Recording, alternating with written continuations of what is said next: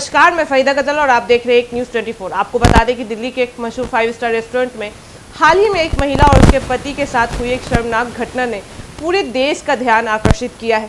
जब महिला को केवल इससे रेस्टोरेंट में प्रवेश करने से मना कर दिया गया क्योंकि उसने पारंपरिक परिधान यानी सलवार सूट पहना रखा था।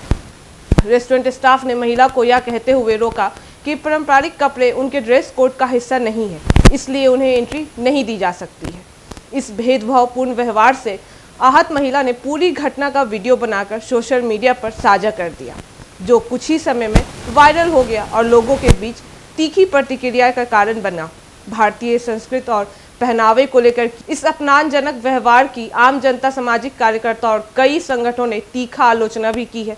यह सवाल उठता है कि क्या भारत में भारतीय कपड़े पहनना अब अनुचित माना जाने लगा है। लोगों ने यह भी कहा कि यह न सिर्फ एक महिला की गरिमा का अपमान है, बल्कि भारत की संस्कृति पहचान का भी अपमान है, जहां पारंपरिक मूल्यों को हमेशा महत्व दिया गया है। सोशल मीडिया पर हो रही भारी प्रतिक्रिया के चलते दिल्ली की मुख्यमंत्री रेखा गुप्ता ने तुरंत इस मामले का ज्ञान लिया और संबंधित रेस्टोरेंट को नोटिस जारी कर जवाब मांगा है कि किस आधार पर वे भारतीय पारंपरिक पहनावे को ड्रेस कोड से बाहर रखा गया है। मुख्यमंत्री ने इस बात पर बल दिया कि दिल्ली जैसे विविधता से भरे राज्य में किसी व्यक्ति को उसके पहनावे के कारण अपमानित किया जाना बर्दाश्त नहीं किया जाएगा और यह सरकार की जिम्मेदारी है कि वह नागरिकों की गरिमा और भारतीय संस्कृति की रक्षा करे। उन्होंने अधिकारियों को निर्देश दिया कि ऐसे सभी रेस्टोरेंट की जांच की जाए जो कपड़ों के आधार पर किसी भी प्रकार का भेदभाव करते हैं। यह कदम न केवल प्रशासक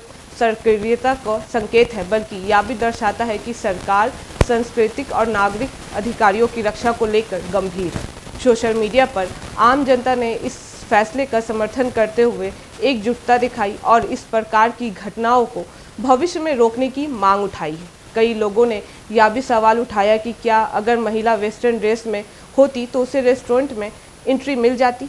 यह संपन्न प्रकरण इस बात को उजागर करता है कि आज भी हमारे समाज में कपड़ों के आधार पर भेदभाव और वर्गीकरण मौजूद है, जो कि लोकतांत्रिक और संस्कृति दृष्टिकोण से निर्दयनीय है। भारतीय परिधान पहनने पर भी जब सवाल उठते, जबकि विदेशी पहनावे को विकासशीलता और स्टाइल का प्रतीक माना जाता है, तब तो यह सोचने पर मजबूर करता है कि कहीं हम अपनी जड़ों से दूर तो नहीं हो रहे। इस घटना ने यह भी सिद्ध कर दिया कि सोशल मीडिया पर एक मजबूत माध्यम बन चुका है, जिसके जरिए आम लोगों ने न केवल अपनी आवाज़ उठा सकते बल्कि प्रशासन तक अपनी बात पहुंचा भी सकते हैं और तुरंत कार्रवाई की मांग भी कर सकते हैं। रेखा गुप्ता की प्रतिक्रिया इस बात का प्रमाण है कि सरकार इस तरह की सामाजिक भेदभाव को लेकर सावधान है और इस पर आवश्यक कार्रवाई करने के लिए तैयार है। वहीं यह भी आवश्यक हो गया है कि ऐसे मामलों के प्रति समाज और सरकार दोनों जागरूक रहे और मिलकर यह सुनिश्चित करे कि किसी को भी उसकी कपड़ा,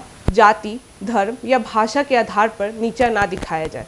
यदि इस प्रकार की घटनाएं बार बार दोहराई जाएगी तो यह स्पष्ट रूप से इशारा करता है कि समाज में एक विचारधारा में बड़ा बदलाव की आवश्यकता है और एक सकारात्मक सामाजिक आंदोलन की भी ज़रूरत है, जिससे हर नागरिक को बिना किसी भेदभाव के सम्मान मिल सके, चाहे वह किसी भी सामाजिक पृष्ठभूमि से हो या कुछ भी पहनता हो। इस घटना ने पूरे देश को एक बार फिर से याद दिलाया है कि हमारी संस्कृति हमारी पहचान है और उसे नीचा दिखाना किसी भी रूप में स्वीकार नहीं किया जा सकता है। बाकी इस मामले पे आपकी क्या राय है, हमें कमेंट करके ज़रूर बताएं और ऐसी ही तमाम खबरों के लिए देखते रहे एक न्यूज़ 24।